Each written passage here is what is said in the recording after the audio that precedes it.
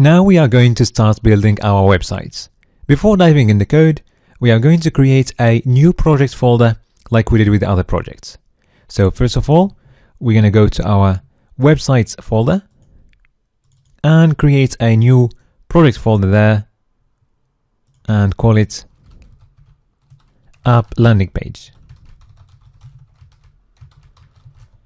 And then parentheses and Bootstrap. Okay, now let's open brackets and open this folder using brackets.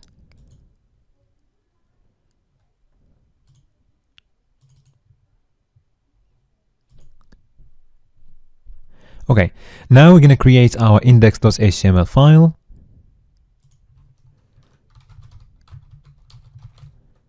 And start writing our HTML code. Alright, since we're going to be using Bootstrap, a good practice would be to get a Bootstrap template from the Bootstrap webpage. So if we go to the Bootstrap website, which is getbootstrap.com, then go to Getting Started. Then if we scroll down, we'll find the template right there. So we can copy this HTML template and paste it inside our index.html file. Okay, so if we look at the links, we'll see that we are using here local files. So we'll need to include these files inside our projects folder. To do that, we can either download the files from the Bootstrap website using the download Bootstrap link. Otherwise, we can go back to our Bootstrap folder and get these links or these folders from there. So we need the CSS folder, the fonts folder, and the JS folder. So I'm going to copy them and I'm going to paste them inside our projects folder. Okay. Now let's change the title of our webpage to app landing page. And let's go for the live preview.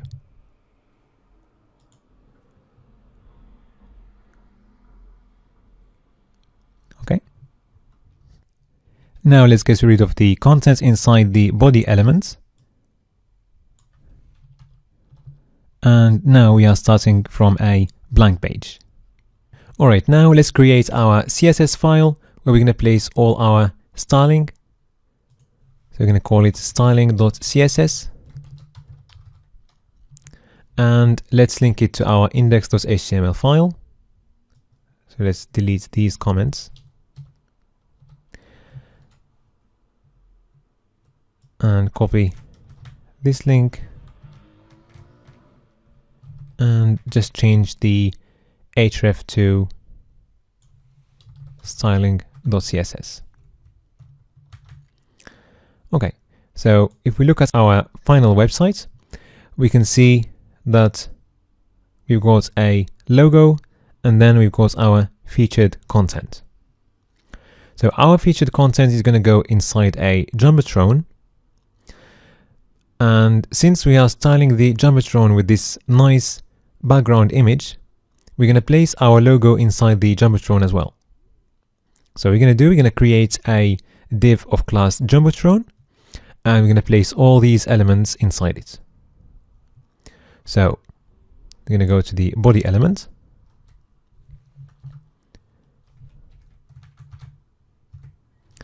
And create a div of class Jumbotron. Okay. Now if we go to our web page, we will see our Jumbotron there. And it's got by default a gray background color. So we would like to style it using this nice background image. So to do that, we're going to use a website called freenaturestock.com, where we can find royalty-free pictures. So you can pick up any picture you want from there They're all free. And if you click on an image, you will see the URL at the top. So if you want to use this image, for example, you just copy the URL and use it in the styling of our Jumbotron. So the image I'm using has got a number there, 166. So that's the picture I'm using. Okay, so I'm going to copy that URL. And then I'm going to go back to our files and go to the CSS file. And we're going to style our Jumbotron, which has got the Jumbotron class. So we're styling the Jumbotron class. So that's dot the name of our class, which is Jumbotron. And we are adding a background image. So the property is background. And we're going to use URL parenthesis, and inside the parenthesis we're going to paste our URL. So now if we look at our web page, we can see the image there, but we don't see the full image, and the reason why is because the height of our Jumbotron is too small. So we're going to go for a fixed height. I'm going to go for 600 pixels. Alright, now our picture has got the right height for large screens, but it's still too big for smaller screens. And that's something that we're going to take care of later. Okay, so now let's take care of the large screens.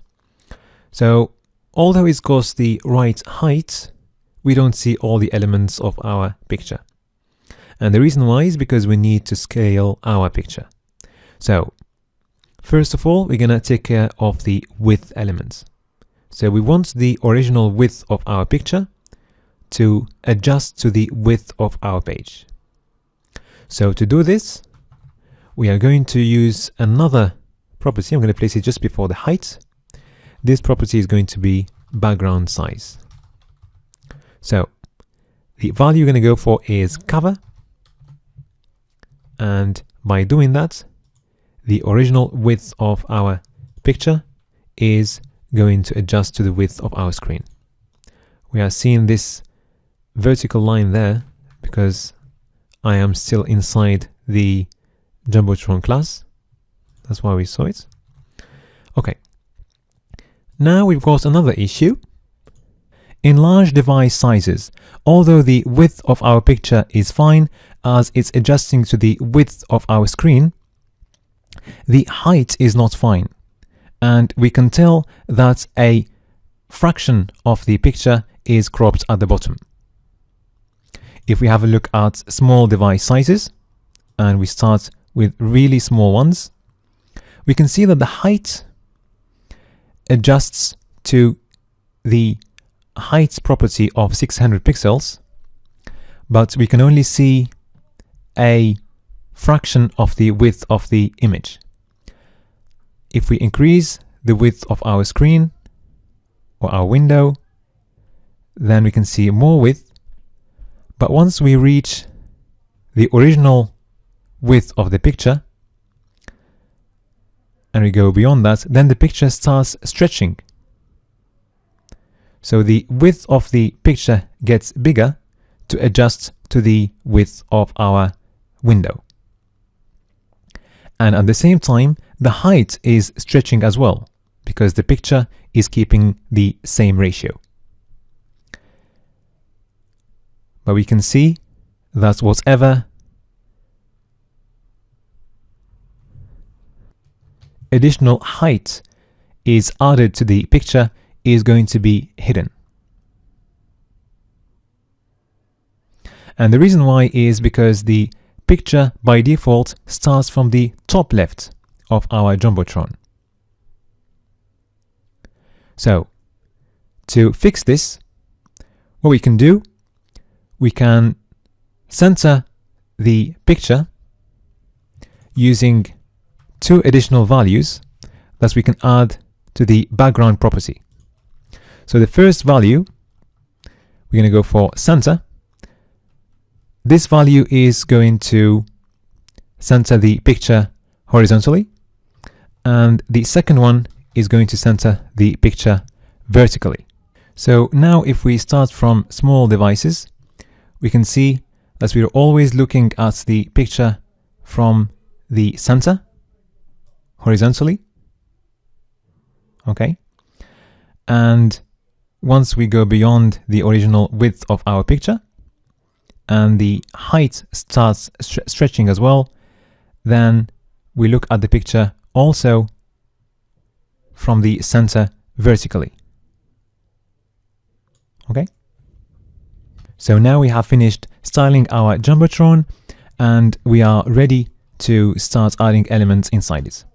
Let's just add a little comment just before the styling of the Jumbotron. So what we have done so far, we added a cover background picture for the featured parts of our website. Okay. And we fixed the height of that element. So at the moment we can see that it's working for large screens. Okay. We will see later how to adjust this height for small screens like that. Okay. So now we're going to go back to our index.html file and start adding components inside our Jumbotron. So the first component is going to be the logo. So we're going to create a div. Okay, and inside this div, we're going to add a picture.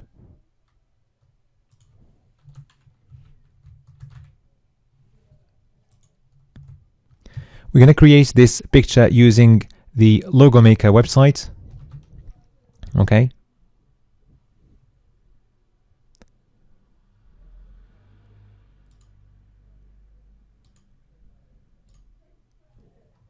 So I'm going to look for plain. Let's go for this one and change the background color to white. Let's save it. Just remember to copy the credits using this button and place them somewhere on your website or in another page and give a link to that page on your website. So let's change the name of the file to plain and create a new folder in our projects folder and call it images.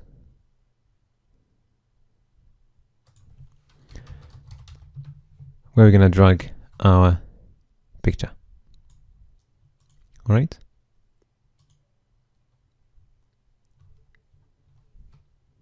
Now let's go back to our div and add an image there and give it a source attribute, images, and then plain.png. Okay, so we're going to give it a class so that we can style it. Let's call it logo, and let's go to the CSS file and style our class. So we're going to be setting here the size of the logo.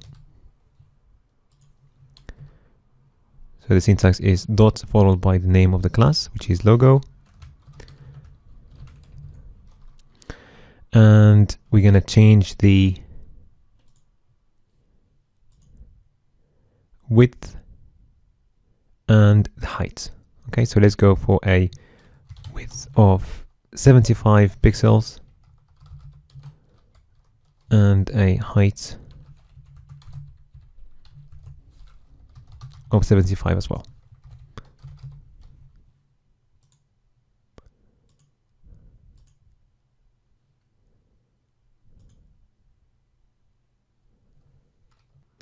Let's refresh our live preview.